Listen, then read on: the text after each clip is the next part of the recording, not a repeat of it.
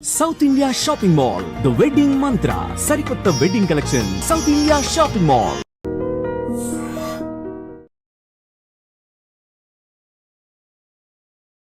నమస్కారం, welcome to I dream. ధర్మ మార్గం విత్ విజిత కార్యక్రమానికి స్వాగతం.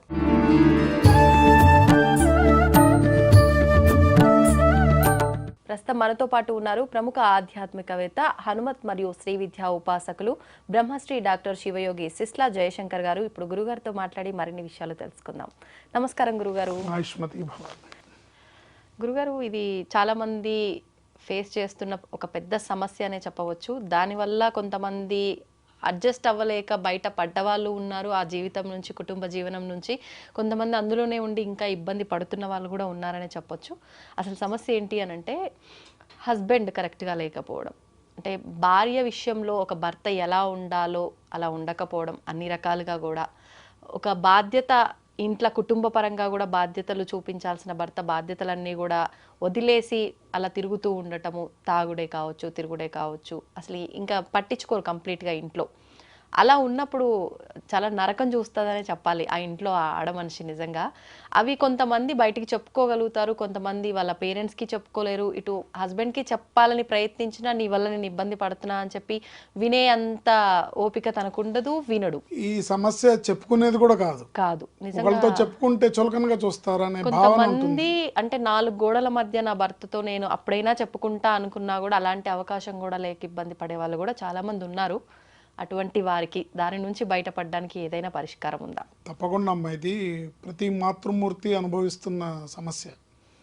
ఏదైనా సరే సమస్య అనేది ఎప్పుడు కూడా ఒకళ్ళ వల్ల రాదు. భార్యాభర్త ఇద్దరు అనేది సంసారానికి 2 చక్రాలు. ఈ 2 చక్రాల్లో ఏ ఒక్కటి కరెక్ట్గా లేకపోయినా రెండోది కూడా నడవదు. అవునండి. దీనివల్ల అనేక రకాల సమస్యలు. ఒక ఇంట్లో భర్త కరెక్ట్గా ఉంటే భార్యకి సరైన అవగాహన లేక వచ్చే డిస్టర్బెన్సెస్ కొన్ని. ఒక ఇంట్లో భార్య కరెక్ట్గా ఉన్నా భర్త అనాలోచిత చర్యల వల్ల, లేదా కొన్ని చోట్ల కొన్నిసార్లు దుర్వ్యసనాల వల్ల, కొన్ని చోట్ల దురలవాట్ల వల్ల, కొన్ని చెడు సావాసాల వల్ల, రకరకాలు ఇంటింటికో చరిత్ర ఉంటుంది, ఇంటింటికో రామాయణం ఉంది. సో మెయిన్గా ఏంటంటే వీళ్ళిద్దరూ అండర్స్టాండింగ్కి రావాలంటే ఓపెన్గా మాట్లాడుకోవాలి, ఓపెన్గా ఒకళ్ళనొకళ్ళు అర్థం చేసుకోవాలి. తాను కూడా సాటి మనిషే అనే విషయాన్ని అర్థం చేసుకోవాలి. ముఖ్యంగా ఆడవాళ్ళకి ఎక్కువ స్ట్రెస్ ఉంటుంది, మగవాళ్ళ కన్నా ఆడవాళ్ళకి స్ట్రెస్ ఎక్కువ ఉంటుంది. ఇంట్లో పని బాధ్యత ఉంటుంది. హౌస్ వైఫ్కి పొద్దున్న లేచిన దగ్గర నుంచి రాత్రి వరకు ఇంట్లో పిల్లలు, పని, భర్త, వాళ్ళకి వంట చేసి పెట్టడం, ఇంటి పని, వంట పని, అన్ని పనులు వాళ్ళకి ఉంటాయి.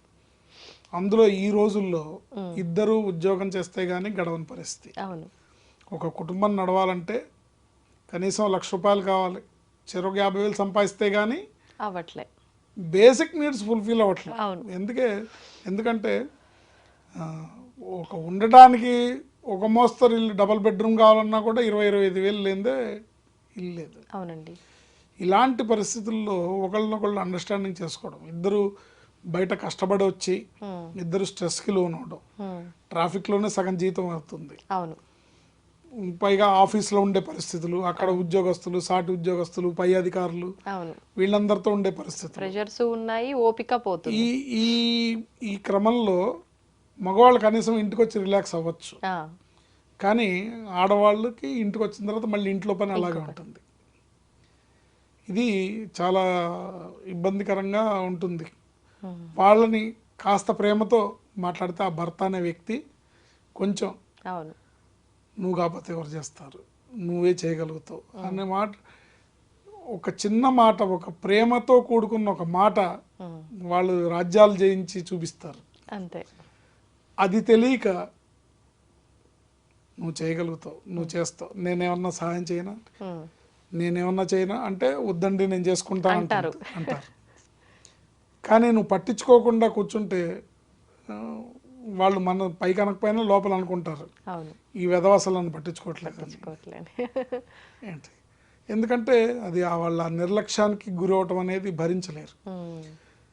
ప్రేమపూరితమైన మాటలు, వాళ్ళకి ప్రేమ ఆప్యాయత చూపిస్తే అవును మిమ్మల్ని నెత్తిన పెట్టుకొని సంసార బాధ్యతల్ని తను మోస్తుంది. అవును విషయం ఎవరైనా గ్రహించాలి.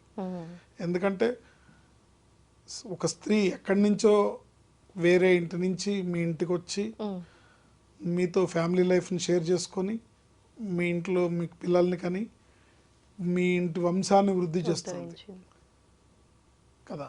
అందుకని తను ఓర్పుతో సహనంతో ఉండాలి. బట్ ఇప్పుడున్న రోజుల్లో తనకి ఓర్పు సహనం కోల్పోతున్నారు. రెసిస్టెన్స్ పవర్ తగ్గిపోతుంది. అందువల్ల ఇద్దరు ఉద్యోగం చేయాలి, ఇద్దరు కష్టపడాలి, స్ట్రెస్ ఇంటా బయట ఇవన్నీ. సో ఇవన్నీ కూడా ఏంటంటే మగవాళ్ళు అర్థం చేసుకొని, ఇద్దరు ఒకళ్ళనొకళ్ళు అర్థం చేసుకొని ఒకళ్ళనొకళ్ళు మాట్లాడుకొని ఇప్పుడు ఇలా చేద్దాం, నీకైతే ఇలా ఉంది కదా, మరి నీకు కష్టం ఉంది కదా, ఇది ఇట్లా చేద్దాం అని అనుకుంటే తను కలిసి నడుస్తుంది, కలిసి ముందుకెళ్తుంది. అండర్స్టాండింగ్ లోపించినప్పుడే ఆ కుటుంబం కుంటుపడుతుంది, ఆడపిల్లలు ఇబ్బంది పడతారు. అందుకని ఎవరైతే భర్త నిర్లక్ష్యానికి గురవుతున్నామని భావిస్తుంటారో వాళ్ళు నిత్యము కూడా, ఒకవేళ హౌస్ వైఫ్ అయితే నిత్యం కూడా ప్రతిరోజు కనీసం ఒక్కసారైనా లలితా సహస్రనామ స్తోత్ర పారాయణ చేసుకోవడం, శుక్రవారం నాడు మంగళవారం నాడు అమ్మవారికి కాస్త మధుర పదార్థం, పులిహార ఇలాంటివి నివేదించడం మంచి కుటుంబ వ్యవస్థను ఏర్పరుస్తుంది. దానికి తోడు లలితా సహస్రనామ స్తోత్రం పారాయణ తోడు ఎవరైనా సరే 41 సార్లు శ్రీమాత్రే నమః, ఓం ఐం హ్రీం శ్రీం రతిరూపాయై నమః, రతిప్రియాయై నమః, ఓం శ్రీమాత్రే నమః. మంత్రం మరోసారి. శ్రీమాత్రే నమః, ఓం ఐం హ్రీం శ్రీం రతిరూపాయై నమః, రతిప్రియాయై నమః, శ్రీమాత్రే నమః. ఈ మంత్రాన్ని 41-42 టైమ్స్ తగ్గకుండా చేసుకుంటే తప్పకుండా భార్యాభర్తల మధ్యలో ఉన్న ఏవైతే మనస్పర్ధలు ఉంటాయో, ఒకళ్ళకొకళ్ళ యందు లోపాలు ఏమన్నా ఉన్నా, ఒకళ్ళ ఎడల ఒకళ్ళకి అసంతృప్తులు ఉన్నా అవన్నీ కూడా అమ్మవారి అనుగ్రహంతో నివారింపబడి చక్కటి ఫ్యామిలీ లైఫ్ని ఏర్పరచుకోగలుగుతారు. సో ఇంట్లో ఇంటికి దీపం ఇల్లాలంటారు. మహాలక్ష్మి అంటే ఎవరు అంటే మీ ఇంటి ఇల్లాలే మీ ఇంటి మహాలక్ష్మి. ఆవిడ సంతోషంగా ఉంటేనే కుటుంబం పైకి వస్తుంది. ముఖ్యంగా భర్తలు ఇవాళ రేపు ఆడవాళ్ళ మీద ట్రోలింగ్స్, ఆడవాళ్ళ మీద వైఫ్ అండ్ హస్బెండ్ రిలేషన్షిప్స్ మీద కామెడీ సీన్స్, కామెడీ స్కిట్లు, మీమ్స్ ఇవన్నీ చేస్తున్నారు. కానీ ఇంటికి దీపం ఇల్లాలు. ఈ ఇల్లాలు సంతోషంగా ఉంటేనే ఏ కుటుంబం అయినా అభివృద్ధిలోకి వస్తుంది. అందుకని ఇల్లాలు సంతోషంగా లేకుండా ఉంది అంటే దానికి కూడా ఆవిడే మార్గం వెతుక్కొని ఈ మంత్రాన్ని చదువుకుంటే అమ్మవారి అనుగ్రహంతో తప్పకుండా వాళ్ళు భార్యాభర్తలు ఇద్దరు సుఖ సంతోషాలతో జీవిస్తారు. సంతోషం వాళ్ళ కుటుంబంలో వెల్లివిరుస్తుంది. ధన్యవాదాలు గురుగారు.